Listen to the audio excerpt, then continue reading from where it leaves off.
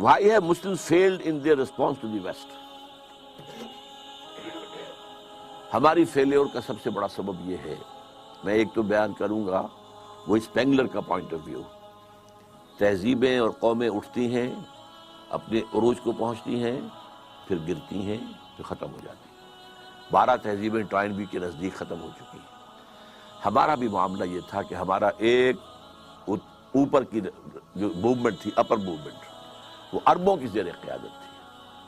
عرب قوم، nascent potential from the desert area, فطرت کے مقاصد کی کرتا ہے نگہبانی، یا بندہ صحرائی یا مرد کوہستانی، بندہ صحرائی۔ اس کے بعد کیا ہوا؟ اسلام تو خلافت راشدہ کے بعد سے ڈکلائن شروع ہو گیا، اب ملوکیت آ گئی، وہ اسلام کا نظام شورائی جو ہے حکومت کی سطح پر ختم ہو گیا۔ لیکن عرب بڑھتے گئے بڑھتے گئے بڑھتے گئے بڑھتے گئے، پھر بوڑھے ہو گئے، پھر مر گئے۔ ان کی موت کے لیے 2 چیزیں ذہن میں رکھیے۔ پہلے کروسیڈرز نے آ کر ان کی جو ہے پٹائی کی، لاکھوں کو قتل کیا ہے۔ یہ جب 1099 میں یروشلم فتح کیا ہے کروسیڈرز نے، تو جتنا قتل عام ہوا ہے کہ گھوڑوں کے گھٹنوں تک خون کی ندیاں بہہ رہی تھیں یروشلم کی گلیوں کے اندر۔ اور یہ لکھنے والے ویسٹرن جو ہیں آتھرز ہیں، انہوں نے شرم کے ساتھ سر جیسے معلوم ہوتا ہے کہ نیچے کیا ہوا ہے، اور شرما کر بات لکھ رہے ہیں، حقیقت کو لکھا ضرور ہے انہوں نے۔ اور اس کے بعد تاتاریوں کے ہاتھوں آئے اور کروڑوں مسلمان قتل ہوئے، not lakhs, got it, literally کروڑوں۔ پوری خارزم شاہ کی حکومت عظیم ترین، دی گریٹر خراسان، دی خراسان بزرگ، دی گریٹر خراسان، ختم۔ ایسا بھی کیا ہے کہ ایک شہر کی ساری آبادی کو قتل کیا اور ان کے دھڑ تو پھینک دیے، صرف سر جو ہے سرے ایک جگہ جمع کیے، ایک پہاڑی کی شکل دی ان کو، اس کے اوپر تخت جمایا گیا اور کسی تاتاری وحشی سردار نے اس تخت پہ بیٹھ کے شراب پی۔ This happened in the 13th century of Christian era۔ 1258 میں فال آف بغداد کے ساتھ عرب قوم کی موت واقع ہو گئی۔ قومیں رہتی ہیں، اس کے بعد ان کے لیے قیادت نہیں تھی۔ اس کے بعد سے مسلم ورلڈ کی، مسلم امہ کی قیادت عربوں کے ہاتھ میں نہیں ہے۔ ہاں، اللہ کی طرف سے یہ معجزہ ہو گیا، جنہوں نے کروڑوں مسلمانوں کو قتل کیا تھا وہ خود اسلام لے آئے۔ ہے آیا فتنہ تاتار کے افسانے سے، پاسباں مل گئے کعبے کو صنم خانے سے۔ اس کے بعد 4 عظیم ترین مملکتیں جو بنی ہیں انڈیا میں، کون تھے یہ؟ خاص طور پر مغل، ترکان تیموری، یہ ترک تھے۔ ایران میں ترکان صفوی، دی صفوید ٹرکس، پھر دی سلجوق ٹرکس، مڈل ایسٹ کے اندر سلجوقی، اور اناطولیہ سے جو ایشیا مائنر سے شروع ہو کر جو نکلے ہیں پھر آٹومان ٹرکس۔ تو آپ کو معلوم ہے کہ یورپ کا مشرقی حصہ پورا فتح کیا، ویانا کی سیج تک گئے ہیں، وہاں سے واپسی شروع ہوئی ہے۔ جیسے حضور کے زمانے میں ٹورز تک پہنچ گئے تھے، تقریباً 200 میل رہ گیا تھا پیرس حضور کے بعد صلی اللہ علیہ وسلم۔ حضور کا انتقال تو 632 میں ہو گیا ہے، اس کے بعد جو ہے 732 میں وہ شکست ہوئی ہے وہاں پر۔ اسی طرح ویانا کا جب اٹھانا پڑا ہے محاصرہ، تو وہاں سے بیکورڈ موومنٹ شروع ہوئی ہے۔ لیکن یہ کہ یورپ کا بہت بڑا حصہ جو ہے ترکوں کے زیر نگی رہا ہے، 400 برس تک خلافت بھی ان کے پاس رہی۔ پھر ڈاؤن فال آ گیا۔ اب ہم اس دوسرے ڈاؤن فال کے لوئسٹ ایب پر کھڑے ہوئے ہیں، اور یہ لوئسٹ ایب شروع ہوا ہے 1924 سے۔ 1924 میں خلافت ختم، صرف ایک سمبل تھا، a symbol of Muslim unity, ختم۔ اور سن 14 سے 18 تک کی جو جنگ تھی، اس کے نتیجے میں great Ottoman empire just vanished from the surface of the earth, or at least I can say from the map of the world۔ زمین تو ختم نہیں ہوا کرتی نا، لیکن یہ کہ بھارت ایٹومان امپائر کہاں تھی یہ آج کوئی بھی نہیں بتا سکتا۔ کہاں بتائیے نقشے کے اندر کہاں تھی؟ حصے بکھرے ہو گئے عالم اسلام کے۔ بغاوت کروائی تھی ترکوں کے خلاف عربوں سے، کرنل لارنس، اس نے جو بغاوت کروائی ہے یہ جو شاہ بیٹھا ہوا حسین کا اس کا پردادا جو تھا اس نے بغاوت کی تھی اور ترکوں کو ذبح کیا تھا، ترکوں کو قتل کیا تھا، حرم شریف میں قتل کیا ہے ترکوں کو، اس لیے کہ قلعہ موجود تھا۔ جو لوگ، اب تو وہ ختم ہو گیا قلعہ، جو لوگ کچھ عرصے پہلے گئے ہیں وہاں پر، تو پہاڑی جو ہے باب عبدالعزیز کے سامنے وہاں پہاڑی نظر آتی ہے، اور پہاڑی کے اوپر ترکوں کا قلعہ ابھی تک موجود تھا۔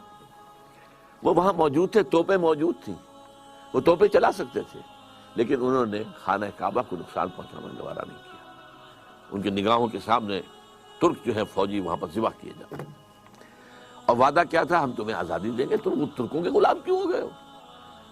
آزادی کیا دی؟ سب حصے بکھرے کر لیے۔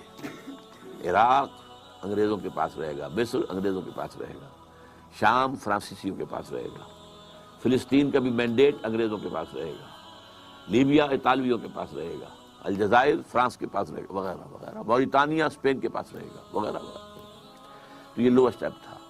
تو ہم اس اعتبار سے اس وقت تاریخی پہلو سے وہ اپنے دو عروج دیکھنے کے بعد، پہلا عروج under the leadership of the Arabs, دوسرا عروج under the leadership of the tricks, اب یہ دونوں نیچے زمین پر پڑے ہوئے ہیں۔ ایک تو یہ ہے جو حقیقت ہے جس کو سمجھنا چاہیے، اور دوسرے یہ کہ ہمارا اصل سبب کیا ہے، اسے میں کہوں گا ایمان کی کمزوری۔ مغرب کا فلسفہ جب ہمارے سر پر آ کر سوار ہو گیا تو اس سے ہمارے ایمان کی جڑیں کھد گئی۔ مسلمان تو ہم رہ گئے، مومن نہیں رہے۔ وہ جو پرسنل کنوکشن ہوتی ہے، یقین، جس کو اقبال کہتا ہے یقین پیدا کرے ناداں، یقین سے ہاتھ آتی ہے وہ درویشی کے جس کے سامنے جھکتی ہے فخوری، یقین نہیں رہا۔ یقین کہاں؟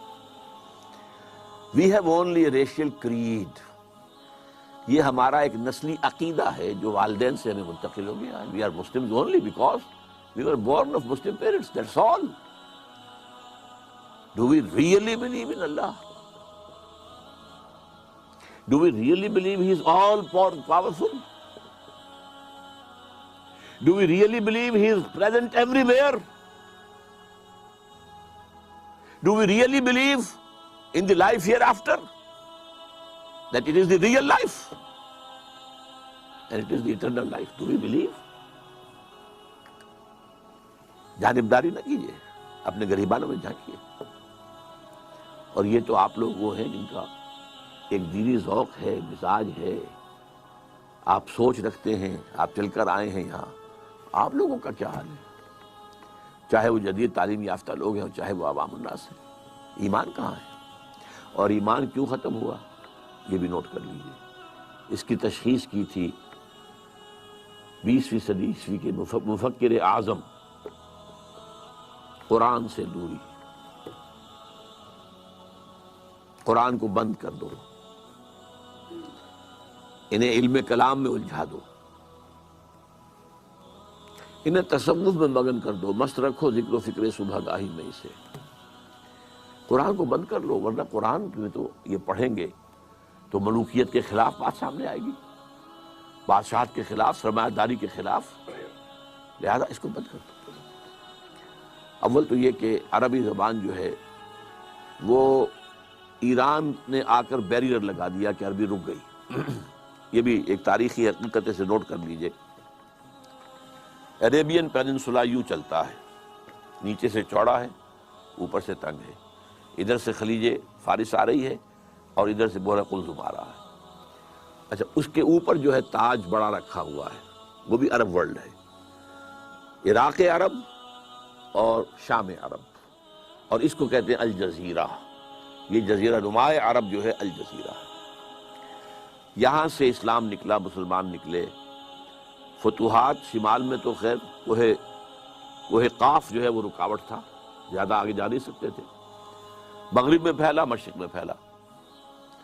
فتوحات تو دونوں طرف یکساں ہوئی، لیکن کلچرل وکٹری جو ہے وہ ایسٹ میں حاصل نہیں ہو سکی، صرف ویسٹ میں ہوئی، کیونکہ شمالی افریقہ جو ہے بیرن تھا، وہاں کوئی کلچر تھا ہی نہیں، وہاں کوئی تہذیب تھی ہی نہیں، نہ کوئی فلسفہ تھا، نہ کوئی ادب تھا، لہذا ویکوم تھا۔ اس ویکوم کو عربی نے آ کر کیپچر کیا، اور آج پورے شمالی افریقہ کی زبان عربی ہے۔ کیسے ہو گئی؟ That was due to that vacuum of culture. عرب آ کر چھا گئے، ان کی تہذیب چھا گئی، ان کی زبان چھا گئی، اور بڑے خوش قسمت رہے کہ اب ان کی مادری زبان ہے جس میں قرآن مجید ان کے پاس موجود ہے۔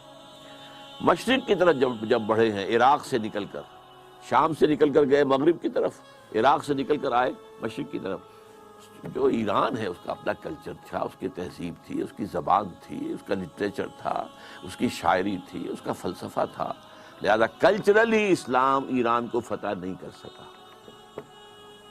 پولیٹیکلی فتح کیا ہے۔ اور اس کے بعد ٹیکس آ گئے، انہوں نے بھی پرشین اختیار کیے۔ ہمارے ہاں جو 800 برس حکومت رہی ہے تو Persian was the official language, not Arabic. عربی جاننے والے جو ہیں وہ تو صرف چند مولوی لوگ ہوتے تھے، اور وہ بھی عربی کہاں جانتے تھے، وہ تو فقہ پڑھتے تھے اصل میں۔ اس لیے کہ 3 عہدوں کے لیے آدمی درکار تھے، سول سروس تھی یہ ان کی مسلمان حکومتوں کی، کہ انہیں قاضی چاہیے، magistrates, they must be expert in law, مفتی چاہیے، یورس کنسلٹنٹس، مفتی، اور خطیب چاہیے جامع مسجدوں کے لیے۔ اس کے لیے انہوں نے نظام بنایا، ایک تعلیمی نظام، اس میں زیادہ زور نہ عربی زبان پر ہے نہ قرآن پر ہے، سارا زور فقہ پر ہے۔ لہذا یہاں پر عربی آئی ہی نہیں، قرآن مجید سے ہمارا تعارف ہوا ہی نہیں۔ یہ تو آج سے تقریباً سمجھیے کہ 300 برس پہلے شاہ ولی اللہ دہلوی رحمۃ اللہ علیہ نے قرآن کو کھولا ہے، فارسی میں ترجمہ کیا ہے، حالانکہ ان کے خلاف بغاوت ہو گئی تھی اور مولویوں نے فساد کھڑا کر دیا تھا، انہیں جرم کیا ہے، ترجمہ کیا ہے، قرآن کا ترجمہ کیا فارسی میں۔ ان کو قتل کرانے کے لیے ولایتی بلا لیے گئے تھے۔ ولایتی کون ہے؟ افغان۔ ایک دوسرا چونکہ ملک تھا نا، یہ ولایت تھا، یہ افغانستان جو ہے یہ ولایت تھا۔ تو جیسے کہیں سے ہمارے ہاں مکرانی جو ہے وہ جرائم پیشہ لوگ مشہور تھے کراچی میں، مکرانی کی شکل دیکھ کر آدمی ڈرتا تھا، اس طرح یہ افغانی جب آتے تھے ولایتی، تو ولایتی بلا لیے گئے تھے کرائے کے قاتل، اور مسجد فتح پوری جو جہاں سے کہ شروع ہوتا ہے ان کا جو کون سا ہے، چاندنی چوک، وہاں اس کے سرے کے اوپر جو فتح پوری مسجد ہے، اس میں عصر کی نماز کے بعد حدیث کا درس دیتے تھے شاہ صاحب، اور طے یہ تھا کہ جب وہ نکلیں گے تو قتل کر دیں گے وہ پٹھان جو کھڑے ہوئے ہیں۔ لیکن کچھ اللہ نے ان کی ایسا روب ان کے اندر پیدا کر دیا، دہشت پیدا ہو گئی ان کے اندر، ان کے ہاتھ نہیں اٹھے، otherwise he would have been killed. تو قرآن کھولا ہے کچھ تھوڑا سا۔ آج بھی ہمارے ہاں بہت سے مذہبی حلقے ہیں جو قرآن کا ترجمہ کرنے کو غلط کہتے ہیں۔ ایک بہت بڑی تحریک ہے تبلیغی جماعت کی، 15 لاکھ لوگ جہاں جمع ہوتے ہیں، ان کے نزدیک قرآن کا ترجمہ کرنا غلط ہے۔ قرآن پڑھو اور ثواب لو، باقی مسئلہ پوچھنا مولوی سے پوچھو، تم کیوں پڑھتے ہو قرآن؟ تم قرآن پڑھو گے گمراہ ہو جاؤ گے۔ یہ صحیح ہے، نیم حکیم خطرہ جان، نیم ملا خطرہ ایمان۔ اگر آپ اسی طریقے سے پڑھیں گے کہ گہرائی میں نہیں جا رہے ہیں تو آپ گمراہ ہوں گے۔